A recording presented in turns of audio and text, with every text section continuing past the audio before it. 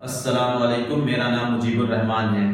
मैं एक कॉमर्स का टीचर हूँ। इससे पहले हमने बहुत से इंस्टीट्यूट्स में पढ़ाया है, बहुत से स्कूल्स में पढ़ाया है, प्राइवेट कोचिंग में भी पढ़ाते रहे हैं। इसके अलावा हम प्राइवेट ट्यूशन और ऑनलाइन ट्यूशन भी पढ़ाते रहे हैं। लेकिन मुझे अब ये ज़रूरत महसूस हुई कि मुझे अपना एक यूट्यूब चैनल बनाना चाहिए। हम जब कोचिंग या ऑनलाइन पढ़ाते हैं तो हमें बहुत से लोग ऐसे भी सवाल करते हैं कि सर हम कोचिंग में आके नहीं पढ़ सकते हैं, हम किसी इंस्टीट्यूट में नहीं जा सकते हैं। उसके पीछे बहुत से रीजंस रहते हैं। कुछ लोगों के फादर की इतनी सैलरी नहीं होती है कि वो किसी ट्यूशन में जाके या किसी कोचिंग में वो पढ़ा सके। बहुत से ऐसे बच्चे हैं जो कि कोचिंग या ट्यूशन अफोर्ड नहीं कर पाते हैं। इसके अलावा बहुत सी ऐसी मुस्लिम बच्चियां भी हैं जो किसी कोचिंग में जाके नहीं पढ़ सकती या कोई ट्यूशन घर पे नहीं लगा सकते हैं। तो उन सभी लोगों की बातों को सुनने के बाद मुझे ये एहसास हुआ कि उनके लिए कुछ ऐसा किया जाए जो उनके लिए फ्री ऑफ कॉस्ट हो, उनको एक 5 पैसा पे भी ना करना पड़े और वो जो भी चीजें चाहती हैं सीखना वो इस प्लेटफॉर्म से सीख सकती हैं। इसीलिए हमने अपना एक यूट्यूब चैनल स्टार्ट किया। इस यूट्यूब चैनल के अंदर क्लास 11 और 12 कॉमर्स से जुड़े हुए जितने भी सब्जेक्ट हैं, चाहे वो अकाउंट्स हो, इकोनॉमिक्स हो, बिजनेस स्टडीज हो, इन सभी चीजों की डिटेल्ड नॉलेज आप लोगों को प्रोवाइड की जाएगी। जैसे नॉर्मली आप कोचिंग या किसी ट्यूशन में पढ़ते हैं, सेम उसी तरह से हम यहाँ पर कोशिश करेंगे कि हर एक चीज को डीपली एक्सप्लेन किया जाए और समझाया जाए। इसके वीडियोस जरूर थोड़े से लेंथी हो सकते हैं, तो वीडियोस जाहिर सी बात है जब आपको किसी टॉपिक के ऊपर हर चीज को क्लियर कराया जाएगा तो वीडियोस लंबे हो सकते हैं। लेकिन आप थोड़ा सा सब्र करिएगा, पेशेंस रखिएगा और पूरे वीडियोस देखिएगा, जिससे कि आप सही से सारी चीजों को सीख सकें और आपकी नॉलेज में इजाफा हो सके। स्पेशली ये उन बच्चियों के लिए है जो घर पे बैठ के ट्यूशंस नहीं जा सकती हैं या कोचिंग नहीं जा सकती हैं, घर पे बैठ के पढ़ना चाहती, उनके लिए स्पेशली है। और उन बच्चों के लिए भी है जो कि फीस कहीं पे नहीं कर सकते हैं, अफोर्ड नहीं कर सकते हैं, उनकी फैमिली कंडीशन इस तरह की नहीं है। तो उन्हीं सभी लोगों के लिए हमने ये यूट्यूब चैनल स्टार्ट किया हुआ है। इसको आप लोग लाइक और सब्सक्राइब करिएगा, ज्यादा से ज्यादा शेयर करने की कोशिश करिएगा, क्योंकि दूसरों तक भी ये चीज पहुंचेगी तो उससे भी और बहुत से लोगों का भला होगा। तो आज हम अकाउंट से रिलेटेड टॉपिक को थोड़ा सा टच करेंगे, कुछ चीजों को स्टार्ट करेंगे और आज से ही ये हमारी शुरुआत है। आज हम अकाउंट्स की क्लास 12 की बुक 1 का फर्स्ट चैप्टर स्टार्ट करेंगे, जो कि basics of fundamental of partnership पर है। जैसा कि आप लोग जानते हैं कि बुक 1 में सबसे इंपॉर्टेंट और सबसे जरूरी चैप्टर जो होते हैं वो पार्टनरशिप से जुड़ा हुआ होता है। तो पार्टनरशिप से जो चैप्टर्स जुड़े हुए होते हैं उसी का हम आज बेसिक चैप्टर लेके चलेंगे, जिसको हम लोग कहते हैं फंडामेंटल या basics of fundamental of partnerships. तो इससे जुड़े हुए कुछ टॉपिक्स को आज हम शेयर करेंगे। तो उसमें कुछ टॉपिक्स हमने ऑलरेडी यहाँ पर लिख रखे हैं, जिससे कि जो वीडियो ये बहुत ज्यादा लेंथी ना हो और बहुत सारी चीजों को कम टाइम में एक्सप्लेन किया जा सके।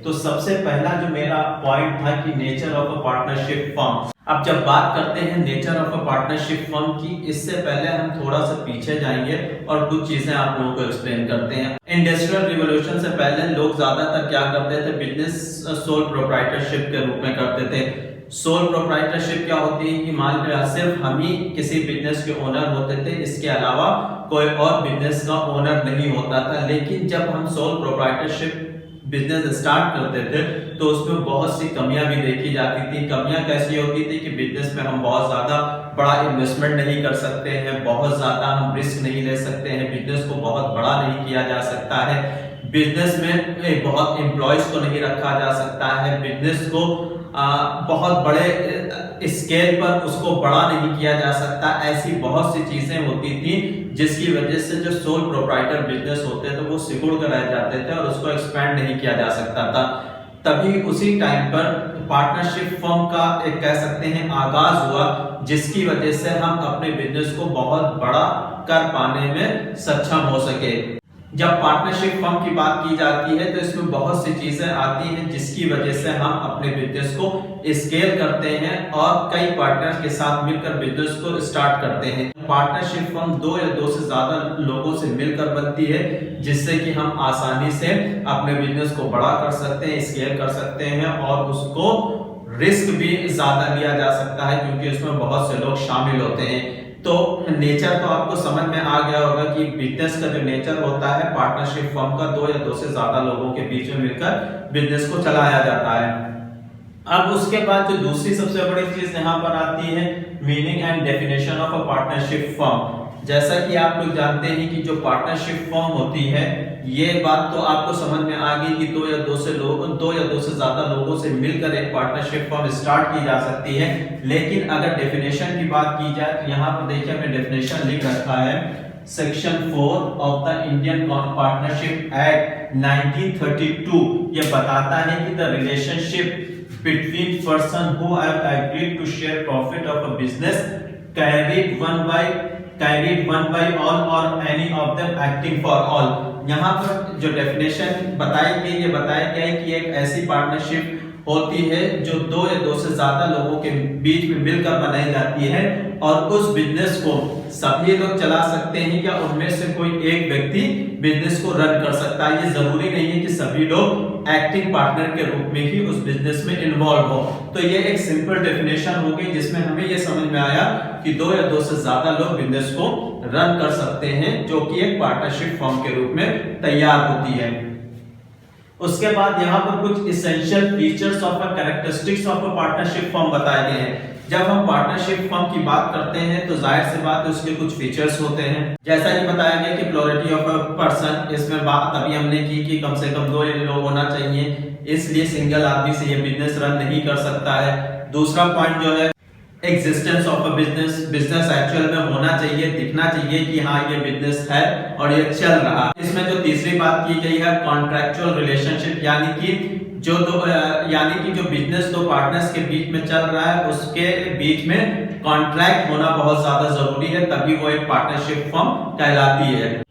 चौथे पॉइंट में बताया गया है relationship of a principal and agent. यहाँ पर एक चीज हम आपको बताते चले कि जो पार्टनरशिप फर्म होती है उसमें जो पार्टनर होते हैं एक टाइम पर प्रिंसिपल का रोल भी प्ले कर रहे होते हैं और एजेंट का रोल भी प्ले कर रहे होते हैं। ये दोनों ही तरह से काम करते हैं, तो ये बात याद रखिएगा। इसके बाद ये बताया गया है कि जो पार्टनरशिप फर्म बनती है वो प्रॉफिट मोटिव के लिए होती है, यानी कि 2 पार्टनर हैं वो आपस में प्रॉफिट डिस्ट्रीब्यूट करेंगे तभी वो पार्टनरशिप फर्म कहलाएगी। जो भी प्रॉफिट होता है वो 2 पार्टनर्स के बीच में डिस्ट्रीब्यूट किया जाता है। इसके अलावा जो 6 पॉइंट है इसमें बताया गया है कि इसमें एक व्यक्ति भी पार्टनरशिप फर्म को चला सकता है, बाकी पार्टनर स्लीपिंग पार्टनर की तरह काम कर सकते हैं या सारे पार्टनर एक्टिंग पार्टनर के रूप में बिजनेस को रन कर सकते हैं। अब यहाँ कैरेक्टरिस्टिक्स या एसेंशियल फीचर्स के बाद जो दूसरी बात की गई है meaning of a partnership deed. अब पार्टनरशिप डीड क्या होती है आपको बहुत सिंपल वर्ड में समझा देते हैं। मान लीजिए कि हम और आप 2 लोग हैं, 2 लोग बिजनेस को स्टार्ट करते हैं, ठीक है। 2 लोग जब बिजनेस को स्टार्ट कर रहे हैं तो दोनों के बीच में बहुत सी चीजें ऐसी होंगी जो आपस में मैच करना चाहिए, यानी कि नाम क्या है, हमारा नाम क्या है, आपका नाम क्या है, कंपनी का नाम क्या होगा, एड्रेस क्या होगा, किस चीज का बिजनेस करेंगे, किस प्रॉफिट शेयरिंग रेशियो होगा, किस तरह से हम कैपिटल कितनी लेकर आएंगे। बहुत सी ऐसी चीजें जो होती हैं वो इंक्लूड होती है पार्टनरशिप डीड में, यानी कि पार्टनरशिप डीड एक सिंपली एग्रीमेंट होता है जिसमें वो सारी चीजें दी रहती हैं जो कि 2 पार्टनर्स की आपसी सहमति से बनाई जाती हैं। तो इसको meaning of a partnership deed के रूप में जाना जा सकता है। अब इसके बाद बात की गई content of a partnership deed. Content में देखिए बहुत सी चीजें होती हैं, जैसे कि पार्टनरशिप फर्म का नाम क्या होगा, उसका एड्रेस क्या होगा, जितने भी पार्टनर्स हैं उनका नाम क्या होगा, उनका एड्रेस क्या होगा, प्रॉफिट शेयरिंग रेशियो क्या होगा, कौन कितना कैपिटल सारे पार्टनर लेकर आएंगे, किस रेशियो में प्रॉफिट डिस्ट्रीब्यूट किया जाएगा, इंटरेस्ट ऑन कैपिटल मिलेगा या नहीं मिलेगा, सैलरी मिलेगी या नहीं मिलेगी, इंटरेस्ट ऑन ड्राइंग कितना चार्ज करेंगे, ड्राइंग निकाल सकते हैं या नहीं निकाल सकते हैं, गुडविल को किस तरह से लेकर आया जाएगा, नए पार्टनर का एडमिशन किस तरह से होगा, पुराना पार्टनर रिटायर किस तरह से होगा, पार्टनर की डेथ हो जाती तो क्या रूल्स फॉलो किए जाएंगे, फर्म डिसॉल्व होती है तो क्या रूल फॉलो किए जाएंगे। इन सभी चीजों को पार्टनरशिप डीड के कंटेंट में जाना जाता है। और भी बहुत सी चीजें होती है, वो डिपेंड करता है कि हमारा बिजनेस किस स्केल का है, कितने पार्टनर्स उसमें हैं। उन सभी चीजों को ध्यान में रखकर हम एक पार्टनरशिप डीड का पूरा कंटेंट तैयार करते हैं और उसी के हिसाब से हम अपने बिजनेस को फ्यूचर में रन करते हैं। उसके बाद नेक्स्ट है इंपॉर्टेंट ऑफ पार्टनरशिप डीड के बाद next rules applicable in the absence of partnership deed. हम पार्टनरशिप फॉर्म स्टार्ट करते हैं, कभी ऐसा भी होता है कि जो दो दोस्त होते हैं वो अपने आपस में ऐसे ही पार्टनरशिप फॉर्म स्टार्ट कर लेते हैं, किसी तरह का एग्रीमेंट नहीं करते हैं। तो उस कंडीशन में जब दो पार्टनर आपस में एग्रीमेंट नहीं करते हैं तो पार्टनरशिप डीड में एब्सेंस होने पर क्या क्या चीजें एक्चुअल में लागू होंगी। एब्सेंस ऑफ पार्टनरशिप डीड में हम लोग ये जानते हैं कि profit sharing ratio equally distribute किया जाता है, इंटरेस्ट ऑन कैपिटल दिया जाएगा या नहीं जाएगा, सैलरी क्या होगी, इंटरेस्ट ऑन ड्राइंग क्या होगा, ये सारी चीजें उसमें रहती हैं जब एब्सेंस ऑफ पार्टनरशिप डीड होती है। उसके बारे में हम आपको अलग से जब क्वेश्चंस करेंगे तो डिटेल में हम आपको बताएंगे कि पार्टनरशिप डीड एब्सेंस में क्या होता है, या आप अपने बुक में भी देख सकते हैं, उसमें लिखा हुआ है कि जब एब्सेंस ऑफ पार्टनरशिप डीड होती है तो उस टाइम पर क्या क्या रूल्स एप्लीकेबल अपने आप हो जाते हैं, उसको लगाने की जरूरत नहीं है। ये एक तरह से कह सकते हैं कि लॉ होता है, अगर दो पार्टनर्स आपस में एग्रीमेंट नहीं कर रहे हैं तो ये चीजें उनके ऊपर ये एप्लीकेबल है, इनको उनको फॉलो ही करके चलना पड़ेगा। यहाँ पर देखिए बताया गया next part special aspect of accounts of partnership. अब स्पेशल एस्पेक्ट्स क्या होते हैं, जैसे कि बताया गया है कि जो बुक्स ऑफ अकाउंट्स होते हैं वो डबल एंट्री सिस्टम से यूज किया जाता है, उसी हिसाब से यहाँ पर हम लोग पार्टनरशिप फॉर्म में भी इंट्रीज करेंगे। इसी को ध्यान में रख के डबल एंट्री का मतलब क्या हो गया कि हम लोग दोनों तरफ से ट्रांजैक्शन करते हैं, जैसे purchase account debit to cash हो गया तो परचेज के लिए अकाउंट भी बनेगा, कैश का भी अकाउंट बनेगा, यानी कि डबल एंट्री सिस्टम के हिसाब से पूरा का पूरा चलता है। जो भी पार्टनरशिप फॉर्म होती है उसी के हिसाब से यहाँ पर एंट्री की जाती है।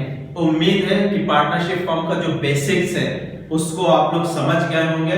तो स्पेशल एस्पेक्ट तक आपको सारी चीजें उम्मीद है कि क्लियर हो गई होंगी। आप हमारे चैनल को लाइक और सब्सक्राइब जरूर करिएगा, जिससे कि हमारे अंदर भी एक जोश आए और हम आप लोगों के लिए वीडियोस बना सकें। अब जो नेक्स्ट हमारा टॉपिक होगा, जो अगले वीडियो का जो टॉपिक होगा वो होगा profit and loss appropriation account. इस टॉपिक पे पूरा वीडियो नेक्स्ट हम लोग बनाएंगे, profit and loss appropriation account. ठीक है, इस टॉपिक पे पूरा मेरा नेक्स्ट वीडियो जो होगा इस टॉपिक पे होगा।